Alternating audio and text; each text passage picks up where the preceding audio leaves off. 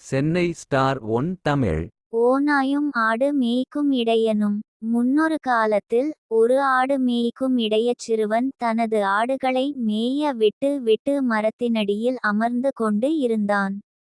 பணியேதும் இன்றி ஓய்வாக அமர்ந்திருப்பது அலுப்பு ஏற்படுத்த, விளையாடும் எண்ணத்துடன் ஓநாய் ஓநாய் வருகிறது, என் ஆடுகளை கொன்று புசிக்க ஓநாய் வருகிறது என்று கூக்குரலிட்டான் சிறுவன். இந்த சிறுவனுடைய கூக்குரலை கேட்டு அக்கம் பக்கத்து வயல்களில் விளையாடிக் கொண்டிருந்த நபர்கள் சிறுவன் இருக்கும் இடத்தை நோக்கி விரைந்தனர். சிறுவன் அருகே அனைவரும் வந்து பார்த்தால் அவன் கவலையின்றி ஓய்வெடுத்து கொண்டிருந்தான். மேலும் அங்கு வருகை புரிந்தவர்களை பார்த்து இடைவிடாது நகைக்கத் தொடங்கினான்.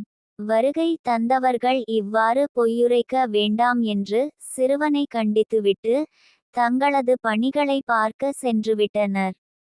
சிறிது நேரத்திற்கு பின் மீண்டும் சிறுவன் முன்பு போலவே ஓநாய் ஓநாய் வருகிறது என்று கத்தினான்.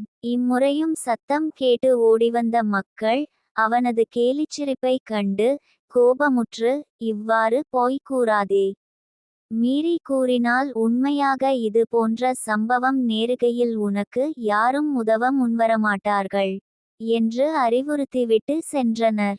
சிறுவன் மீண்டும் சிறிது நேரத்திற்கு பின் மூன்றாவது முறையாக ஓநாய் வருகிறது, ஓநாய் என்று கூக்குரலிட்டான். அவன் மீண்டும் பொய்யுரைக்கிறான் என்று எண்ணி கிராம மக்கள் யாரும் அவனை காப்பாற்ற முன்வரவில்லை. ஆனால் இம்முறை உண்மையாகவே ஓநாய் வந்து அவன் மேய்த்து கொண்டிருந்த ஆடுகளை துவம்சம் செய்துவிட்டு சென்றுவிட்டது. இதனால் மனம் வருந்தி அழுது கொண்டே சிறுவன் மலையில் அமர்ந்துவிட்டான். மாலை வெகுநேரம் ஆகியும் சிறுவன் வீடு திரும்பாததால் அவனின் பெற்றோர் கிராமத்தாரின் உதவியுடன் சிறுவனை தேடிக்கொண்டு மலைப்பகுதிக்கு சென்றனர்.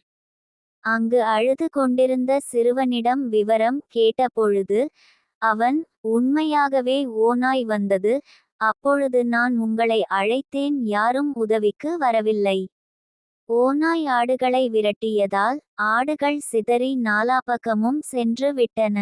நான் அழைத்தும் யாரும் உதவ முன்வராதது ஏன் என்று கேட்டான். அப்பொழுது கிராமத்தை சார்ந்த ஒரு முதியவர், மக்கள் பொய்யர்களை நம்பமாட்டார்கள், அவர்கள் உண்மையையே கூறினாலும் பொய்யர்களின் பேச்சினை யாரும் உண்மை என கருதமாட்டார்கள் என்று உரைத்தார். பின் வாருங்கள், அனைவரும் வீட்டிற்கு செல்லலாம், காலை விடிந்ததும் ஆடுகளை தேடலாம் என்று கூறி அனைவரையும் இல்லம் நோக்கி செல்லுமாறு உரைத்தார். சிறுவன் உட்பட அனைத்து மக்களும் இல்லத்தை நோக்கி செல்லத் தொடங்கினர். நீதி, பொய்மை நம்பிக்கையை உடைக்க வல்லது. பொய்யர்கள் உண்மையையே கூறினாலும் யாரும் அவர்களை நம்பமாட்டார்கள்.